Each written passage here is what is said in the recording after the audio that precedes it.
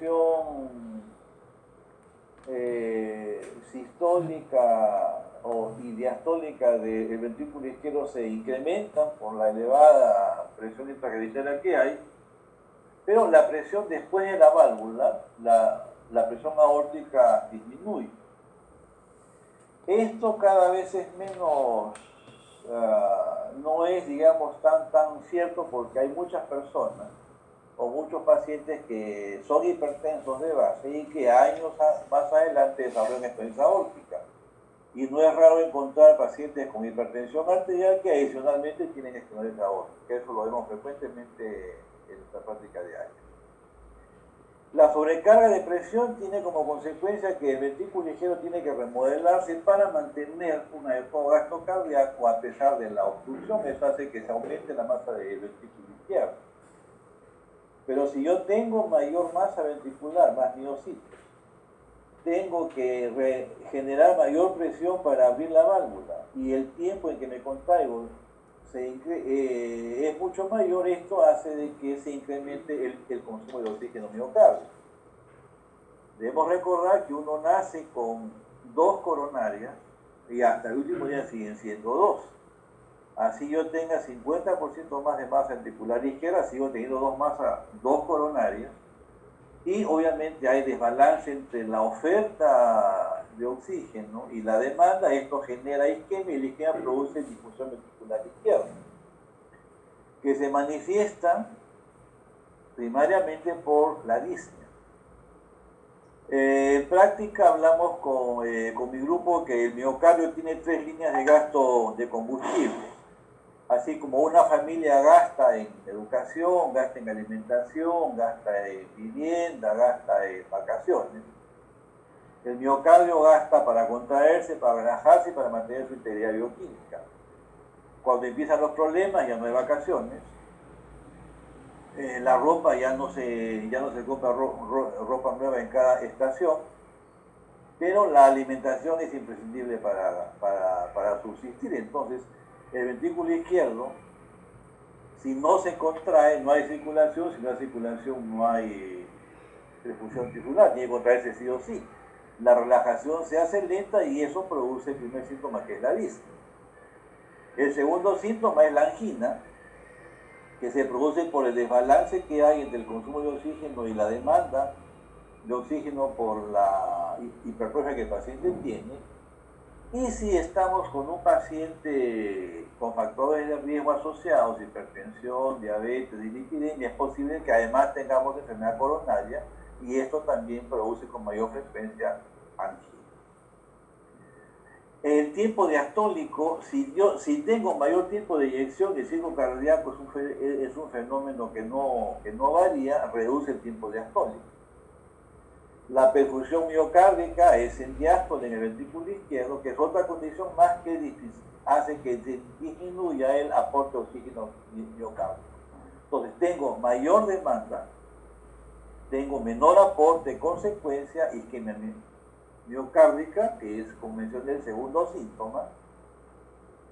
Y si en el tiempo no se soluciona el problema, vamos a tener una insuficiencia ventricular izquierda que empieza por problemas de relajación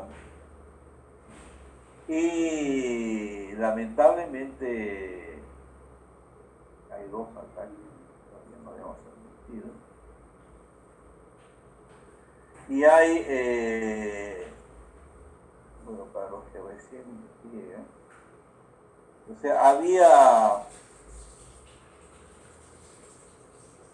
condiciones que incrementan la demanda de oxígeno,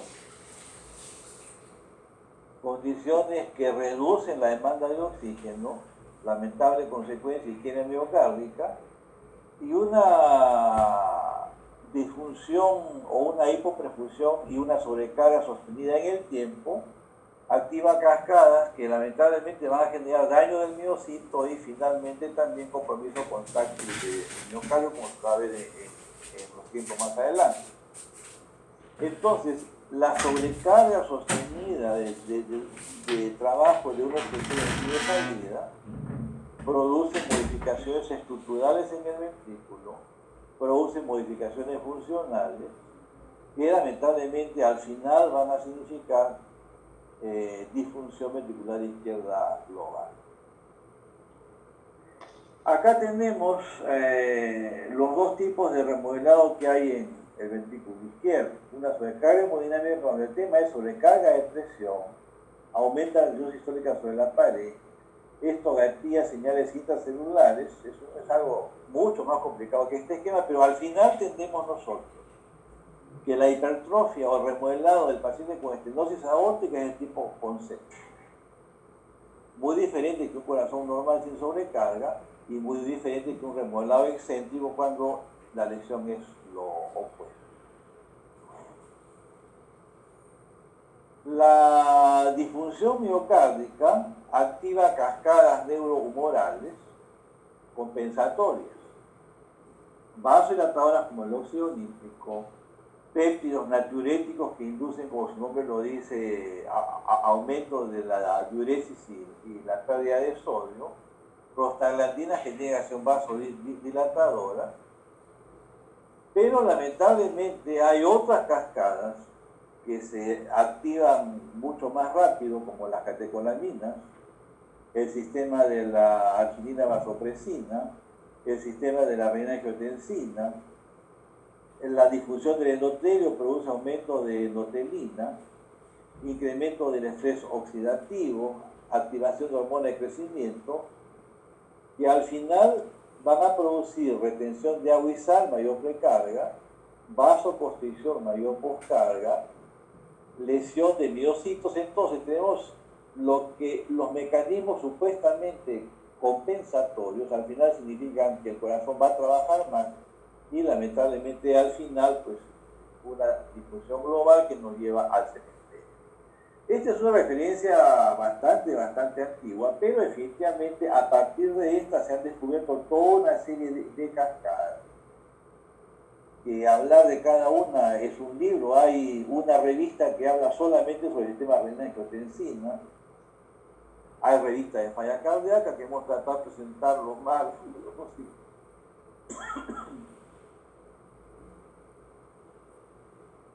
Pero tenemos que tener presente que si la elevación de la presión de la aurícula izquierda es sostenida en el tiempo, lamentablemente se va a transmitir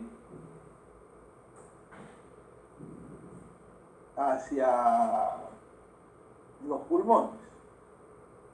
Y en el pulmón va a haber también activación de citoquinas, va a haber alteración de las células endoteliales pulmonares, mayor producción de endotelina, que es un vasoconstrictor, menor producción de óxido nítrico, una vasoconstricción pulmonar permanente, un remodelado vascular, hipertensión pulmonar secundaria a la elevación de la presión diastólica, que al final nos va a ocasionar disfunción ventricular derecha, un notorio aumento de la morbilidad y mortalidad de los pacientes. Por eso es que desde la primera clase les mencioné que hay una secuencia en el tiempo que tenemos que tener presente. Al inicio, si la enfermedad empieza en las cavidades izquierdas, todos los síntomas son de cavidades izquierdas. Pero en el tiempo se desarrollan mecanismos que producen elevación de la presión arterial pulmonar y la sobrecarga de trabajo para el ventrículo derecho, que no está diseñado para sobrecarga de presión, produce disfunción ventricular derecha con toda la semiología que hemos visto en el primer caso que presenté. Y lamentablemente en los pacientes que la enfermedad se empieza en el lado izquierdo, la mortalidad lamentablemente pues es mucho más alta. Los síntomas que el paciente con estenosis aórtica presenta: disnea de esfuerzo en todos sus grados. Debe recordar que desde la más precoz, que es la endopnea, que es la dificultad respiratoria cuando uno se agacha para amarrarse los zapatos o ponerse las medias, la disnea gran esfuerzo, mediano esfuerzo, pequeño esfuerzo, disnea paroxística nocturna, ortopnea, angina de pecho, que es el dolor precordial que se irradia al cuello, al hombro, hacia la espalda, idéntico que el dolor coronario, porque es el miocardio que está isquémico. El síncope, que se produce por dos mecanismos, uno por arritmias ventriculares, que lamentablemente es causa de muerte súbita, o por incapacidad de incrementar el gasto cardíaco ante un esfuerzo inusual. Por ejemplo, el paciente que se le malogra el carro, lo empuja hacia el grifo, cuando se despierta está en emergencia de un hospital que no sabe qué le pasó. Ese tipo de esfuerzos inusuales, o como un señor que se le ocurre, pues ahora que estamos en época de crisis, ir al supermercado, compra las compras de todo el mes, vive en un cuarto, quinto piso, sube con todas las bolsas y en el segundo piso se cae con todo porque es un síncope. Y tardíamente manifestaciones del corazón derecho, que son las que se presentaron en el primer caso, pero un caso que empezó primariamente con estenosis pulmonar. Pero todo lo que se observó ahí en cuanto a signos, edema, derrame pleural, hígado dilatado, pulsátil, yugular incurgitada, pulsátil, son manifestaciones de compromiso de las cavidades de vida. Los focos de ocultación aórtica mencionamos pues que es en el segundo espacio intercostal derecho, línea paraesternal derecha, el foco accesorio aórtico en el tercer espacio sobre el esternón, y el soplo, la irradiación característica, se va hacia el cuello y se irradia hacia el área, ¿no? Como decir, se irradia en banda presidencial. Aquí tengo que mencionarles que cuando la lesión es una coartación de aorta, el soplo se irradia hacia la espalda.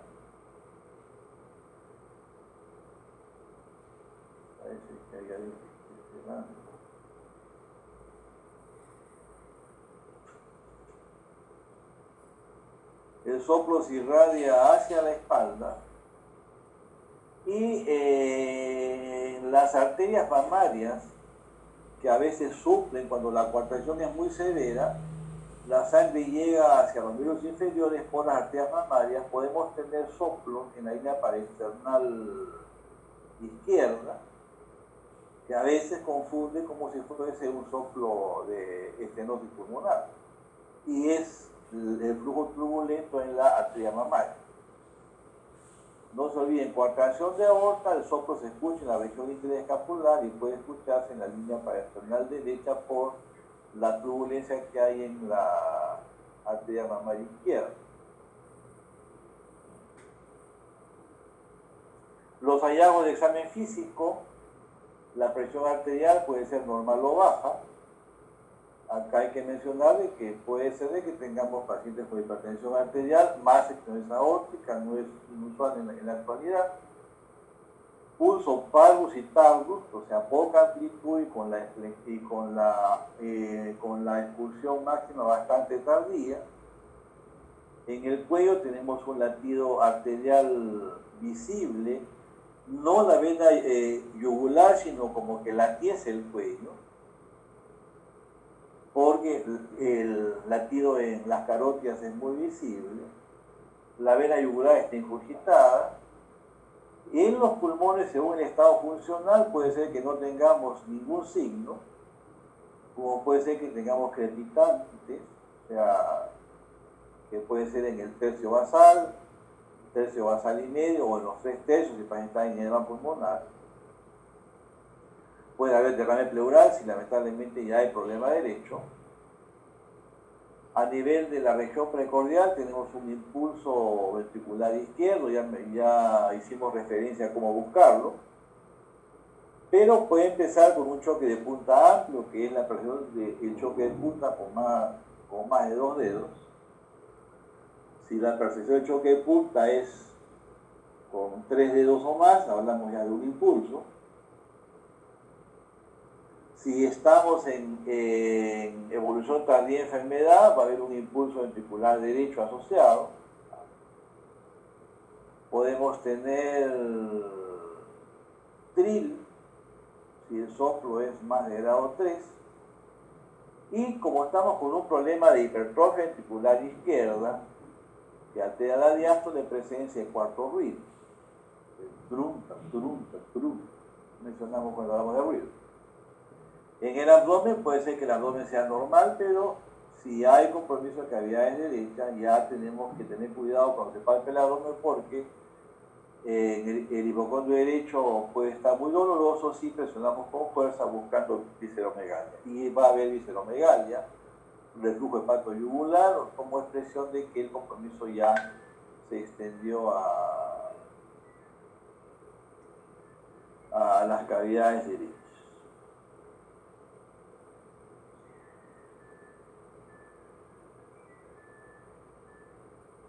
Este es el gráfico del ciclo cardíaco que presentamos en la clase anterior.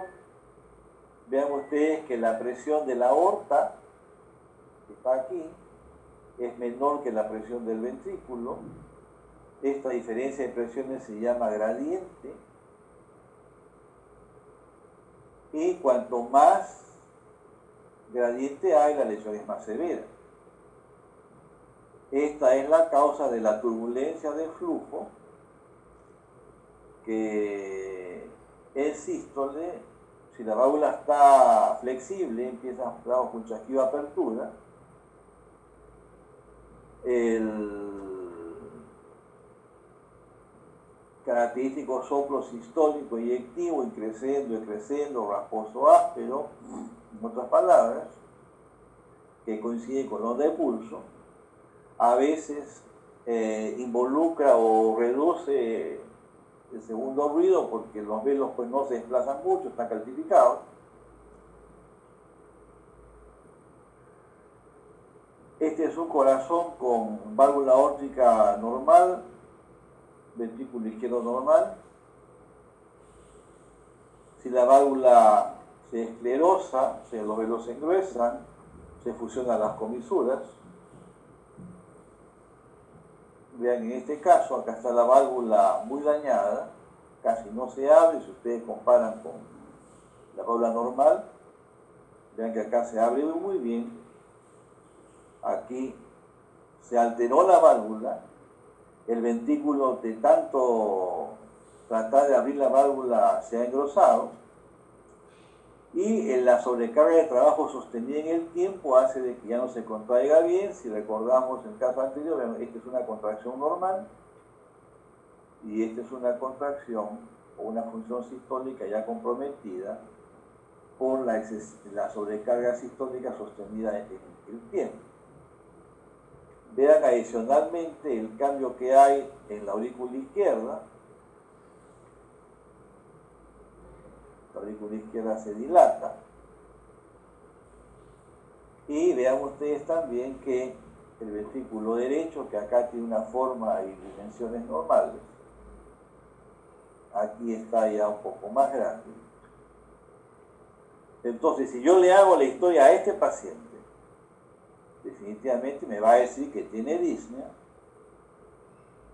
o que tenía disnea y que ha mejorado ligeramente porque ya la sangre se está estancando al lado derecho, que tiene dolor precordial al esfuerzo, y que un día cruzando la pista rápido porque cambió la luz del semáforo, cuando llegó a la otra acera se le nubló la vista y casi se cae, en estado presincopante, o que ya ha tenido síncopes como consecuencia de la incapacidad de incremento de gasto cardíaco que estos pacientes tienen por la severidad de la obstrucción, o por arritmias ventriculares, el miocardio enfermo, con sobrecarga de trabajo, puede gatillar la aparición de arritmias ventriculares. Entonces la aurícula se daña, aparece disnea, el ventrículo se daña, en el tiempo puede haber falla cardíaca. Vean ustedes acá, este es un ventrículo con una ola que no se abre, pared muy gruesa que ya empezó a dilatarse, edema pulmonar por la sobrecarga aguda de esfuerzo, y un corazón en estadio final de enfermedad con una aurícula izquierda dilatada, esto, las venas pulmonares dilatadas, vean la aurícula derecha casi un poquito más grande que la izquierda, y el ventrículo derecho que también está dilatado y ya no se contrae.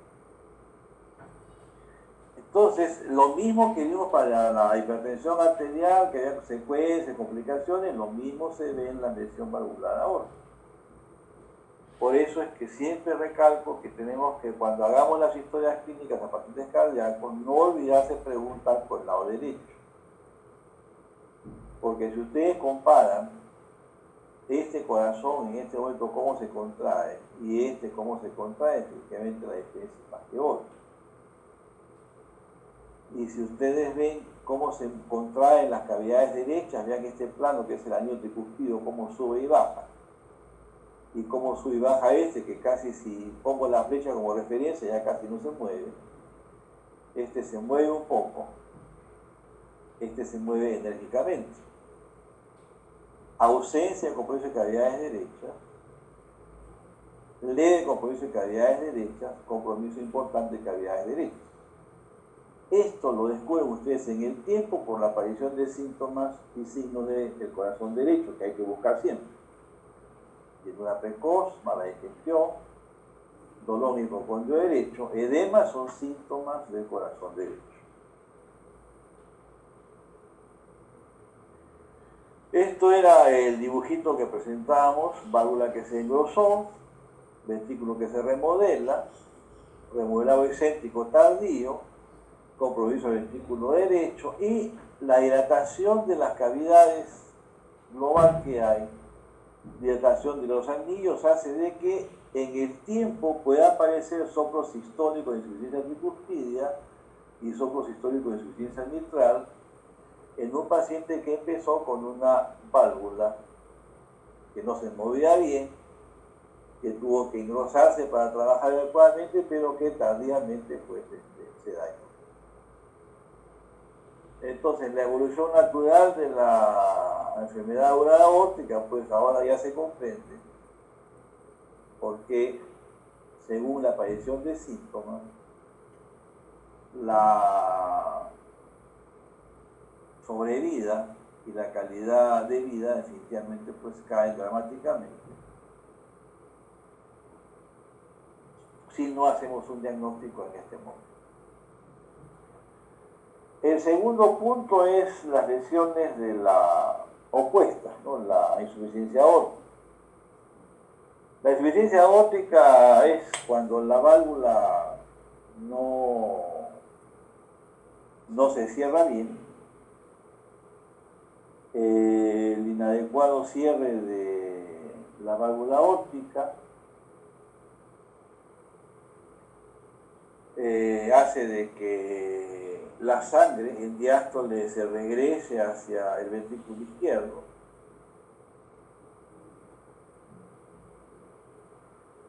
y la sobrecarga en este caso tiene que producir sí o sí un remodelado excéntrico, o sea, el ventrículo tiene que exagerar su capacidad de recibir sangre para mantener un adecuado gasto cardíaco. Las lesiones que producen insuficiencia aórtica pueden estar localizadas en la válvula o pueden estar en la raíz de la aorta. Las lesiones de la válvula pueden ser tipo reumático, pueden ser endocarditis, que es cuando se infecta la válvula, se rompe, se perfora y no cierra adecuadamente. Puede ser de que los velos que se esclerosan, se mueven poco, no cierran adecuadamente. Puede ser que el paciente nació con una degeneración rizomatosa final de la válvula, esto asociado a síndromes como el Marfan, el Ehlers-Danlos o la mucopolisacaridosis, o una lesión degenerativa producto del paso del tiempo. Las lesiones en la válvula aórtica pueden ser traumáticas, como las que se producen cuando hay traumatismo cerrado de tórax, que a veces rompen el anillo, a veces produce lesión de la raíz y la raíz está enferma. Los aneurismas de aorta que dilatan el anillo, o la displasia de capa media, pues que predispone a dilatación de la raíz de la aorta y a lesiones traumáticas con más facilidad que las personas que tienen una aorta con estructura bioquímica normal. La regurgitación diastólica produce aumento del volumen del ventrículo izquierdo, aumento del volumen inyectivo, se reduce la presión diastólica aórtica y el gasto cardíaco efectivo se reduce, porque hay un volumen que sale en sístole, pero parte de ese volumen se regresa en diástole. La diferencia de lo que sale menos lo que se regresa es el gasto cardíaco efectivo, que es lo que va a perfundir todos los tejidos. El incremento de volumen produce remodelado excéntrico, va a haber aumento de masa articular izquierda, pero otro tipo de fibras. La presión sistólica sube al inicio porque por ley de Frank-Starling, a mayor distensión de las fibras se genera mayor fuerza, pero eso gasta más oxígeno. Parece que se va a acabar otra vez la sesión, apenas se acabe reinicio.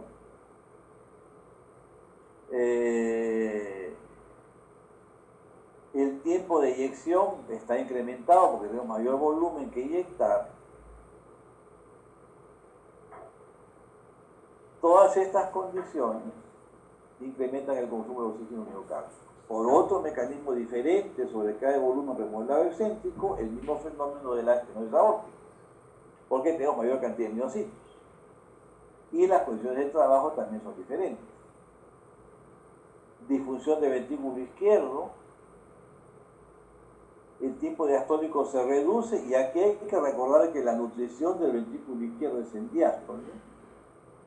El Y regurgitante, por efecto Venturi, hace que la sangre que esté entrando hacia los ostium en diástole se salga de los ostium. Eso reduce significativamente el aporte de oxígeno al miocardio. Y al final, isquemia miocárdica, aumento de la presión arterial diastólica y difusión ventricular izquierda. En este punto tengo que mencionarles que el paciente con insuficiencia aórtica severa es posible que tenga dolor precordial. La razón es esta, ¿no? Que tenemos una presión diastólica reducida, la presión con que la sangre ingresa al ventrículo es la presión diastólica, que en el ventrículo izquierdo está baja, menos la presión telediastólica, que está incrementada, entra menos sangre al ventrículo y lo poco que entra, el Y diastólico lo succiona, por eso es de que tenemos isquemia. Y lamentablemente la isquemia es manifestación tardía de enfermedad y casi siempre ya al final de la evolución natural de los pacientes.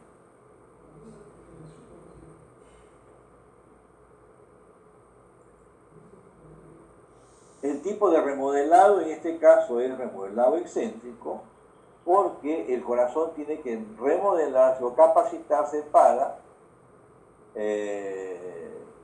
recibir mayor cantidad de sangre.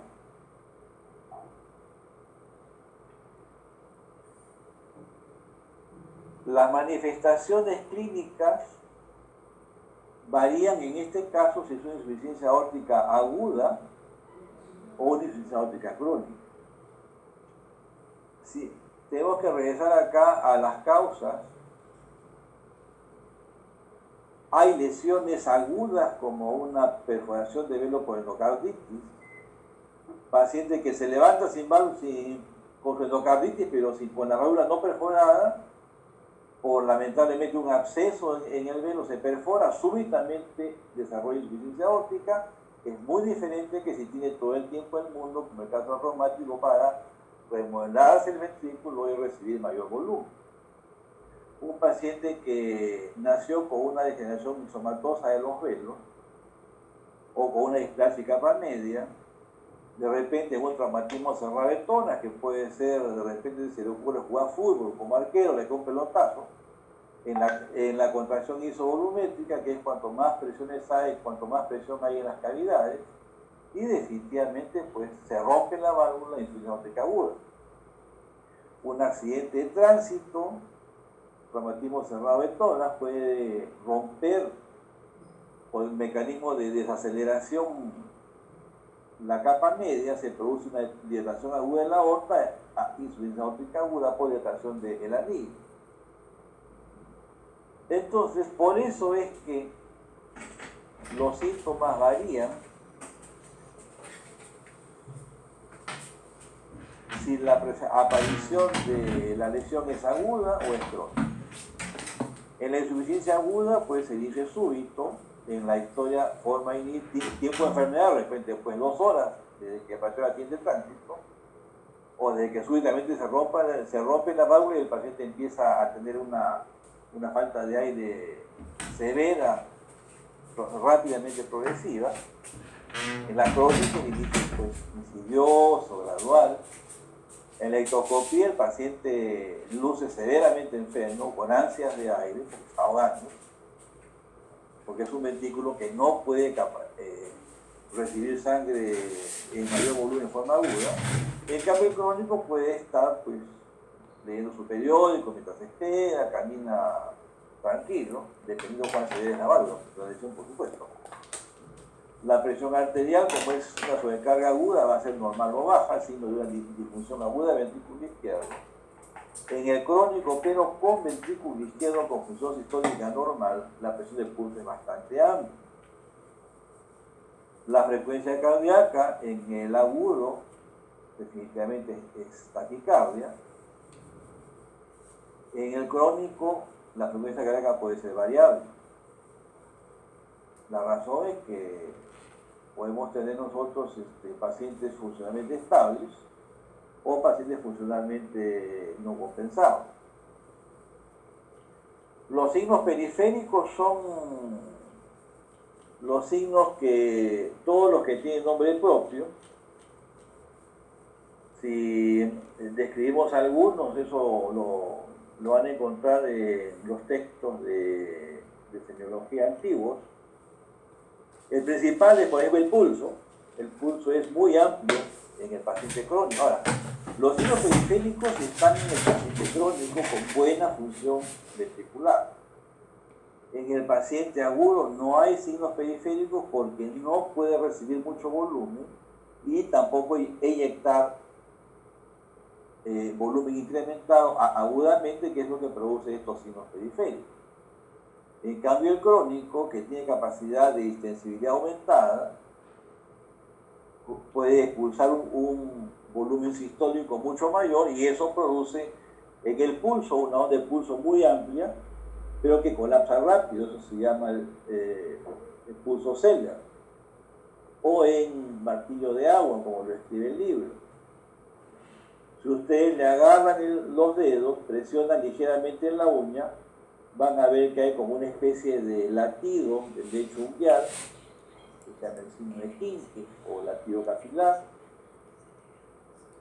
Si ustedes ven al paciente que se ha quedado dormido, sentado, o dormido en su cama, la cabeza se mueve con cada latido, ese es un signo de Musset, que fue descrito en los borrachines franceses de los bares en la época de Toulouse-Lautrec. Si ustedes ven el cuello, van a ver que hay un latido muy visible que se llama la danza arterial. Si les agarran la muñeca al paciente, van a percibir un latido bastante acentuado, como que el antebrazo está latiendo. Hoy día no se puede hacer, pero si le abren la boca, le bajan la lengua con un bajalengua, van a ver que las amígdalas laten. Ese es el signo de Müller. Si auscultan ustedes la región inguinal, pueden sentir un soplo que se llama el pistoletazo del Traube, se siente como un... O pueden sentir un doble soplo, que es el soplo de Durosier, cuando la insuficiencia aórtica es severa, pero con un ventrículo izquierdo muy complaciente. Hay infinidad de signos semiológicos descritos, pero lo importante de reconocerlos, que desde el pulso o la presión arterial, que tiene una presión diferencial muy amplia, presión sistólica 150, 160, presión diastólica 40 o 50, estos signos desaparecen progresivamente cuando se compromete la capacidad contráctil del ventrículo izquierdo y cuando se eleva la presión telediastólica. Hemos tenido la ingrata experiencia de recibir a un paciente con una insuficiencia aórtica severa que tenía toda la semiología de la insuficiencia aórtica muy marcada, y lamentablemente cuando llegó a cirugía pues ya casi no tenía ningún signo. Cuando ingresa tenía presión arterial 180